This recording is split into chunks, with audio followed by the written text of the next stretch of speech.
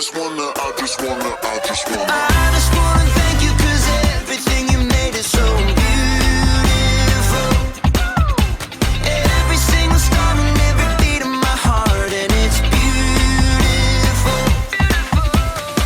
You made my feet, you made my hands, you made me sing and you make me dance. 'Cause your love is all around me, and your love is so astounding. I just wanna I just wanna thank you 'cause everything you made is so beautiful. Every single star and every beat of my heart, and it's beautiful. Here we go, break it down now. Everything you created with your imagination is wonderful and good, wonderful and good. You're my inspiration beyond all explanation. You're wonderful and good, you're wonderful and good. Everything you created with your imagination is wonderful and good, wonderful and good. You're my inspiration beyond all explanation. You're wonderful and good, you're wonderful and good. I just wanna I just wanna thank you 'cause everything you made is so beautiful. Every single star and every beat of my heart, and it's beautiful. I just wanna thank you 'cause everything you made is so beautiful. Every single star and every beat of my heart, and it's beautiful.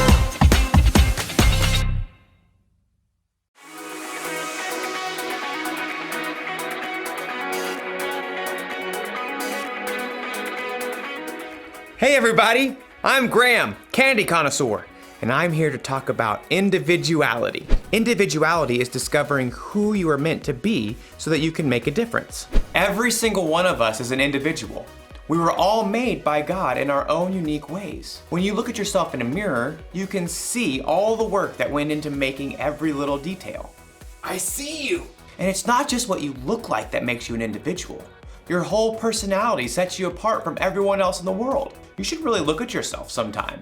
Really look at yourself inside and out. Like when I look at myself, I think I'm pretty cool.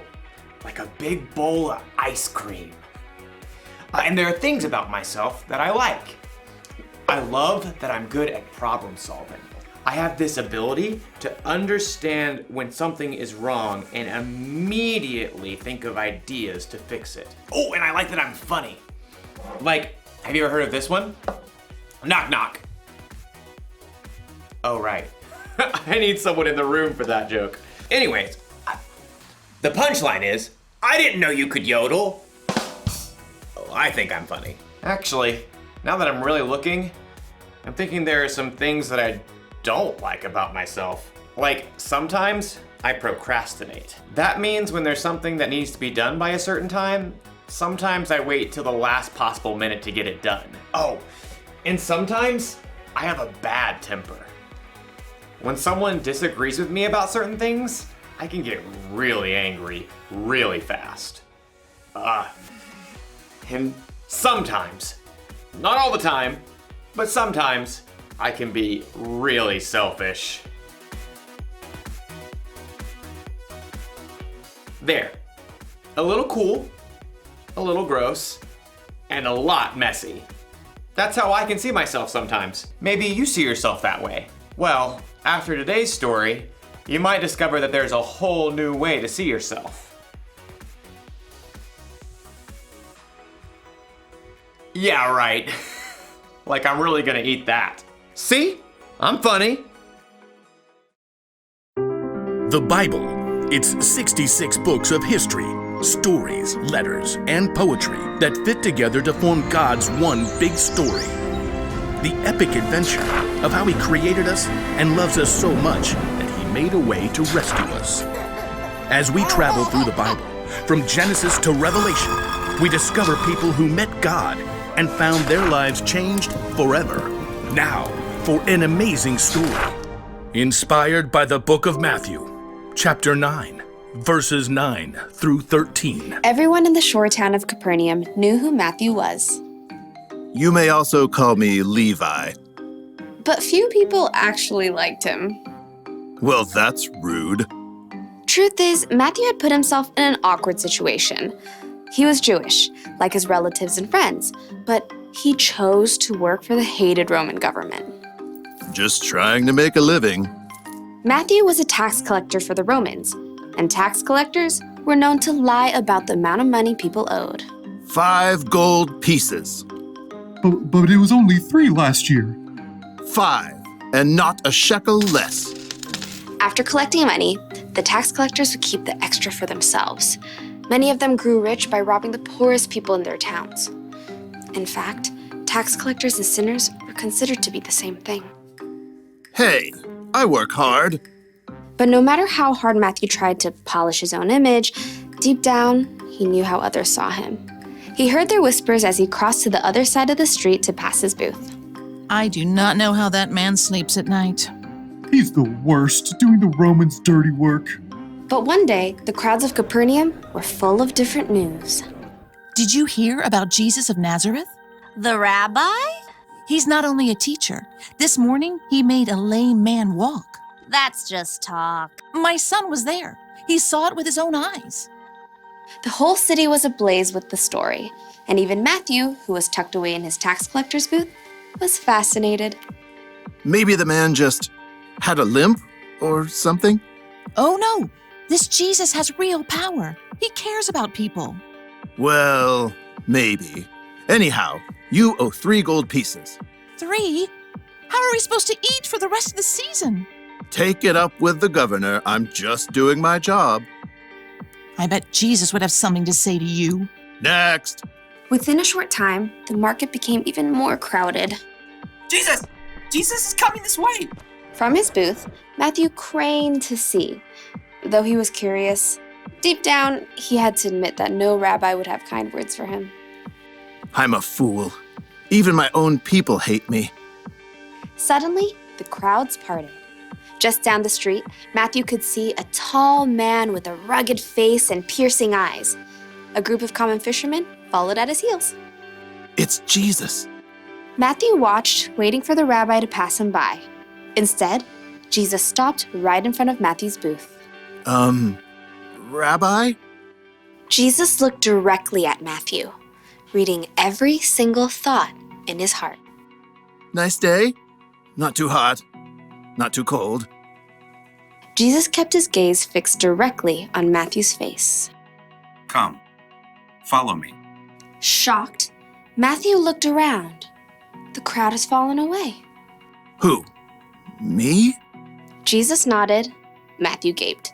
He had no doubt in his mind that Jesus knew every single thing about him, even everything he'd done wrong. But still, Jesus wanted Matthew to join him. Oh, well, yes. Matthew found himself leaping up from his seat and rushing out of his booth to join Jesus on the street. It's, nearly dinner time. Would you like to eat at my house? To Matthew's amazement, Jesus and his followers turned their steps towards Matthew's home. Quickly, Matthew sent out word to everyone he knew. Come to my house for dinner. Matthew, who had expected to eat alone, found himself hosting the most famous rabbi in town for dinner, along with a ragtag group of fishermen, tax collectors, and other outcasts. Jesus doesn't care what I've done. He thinks I can be better, that I'm worthy to follow him. But while Matthew rejoiced to discover his brand new identity, the city's religious leaders were horrified by what Jesus had done. They sidled up to Jesus' disciples. Why does your teacher eat with tax collectors and sinners? You know, that's a great question. Jesus overheard the religious leaders and answered the question himself. Those who are healthy don't need a doctor. Sick people do. I have not come to get those who think they are right with God to follow me. I have come to get sinners to follow me. Preposterous. From then on, Matthew followed Jesus everywhere. With his own eyes, he had seen more of the things that Jesus had done than nearly anyone else. Near the end of his life, he wrote down all the stories he had witnessed and gathered so that others too could know Jesus.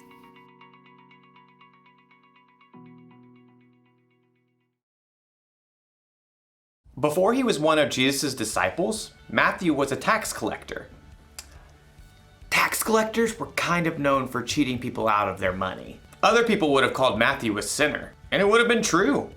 Matthew, like everyone else in the world, sinned, which means he did things that God wouldn't want him to do. I wonder if Matthew saw himself this way. A little gross, a little messy. He might have felt ashamed, even worthless. But then something happened. He met Jesus. Jesus chose Matthew to follow him, even though Matthew sometimes did things he shouldn't, even though he was a sinner. Jesus wants you to follow him too. He wants you to know him and trust him. And it doesn't matter what you've done or how you see yourself. When Jesus died on the cross, he took the punishment for your sins. You are forgiven, and he loves you just as you are, mess and all. It's almost like when Jesus looks at you, he sees through the mess.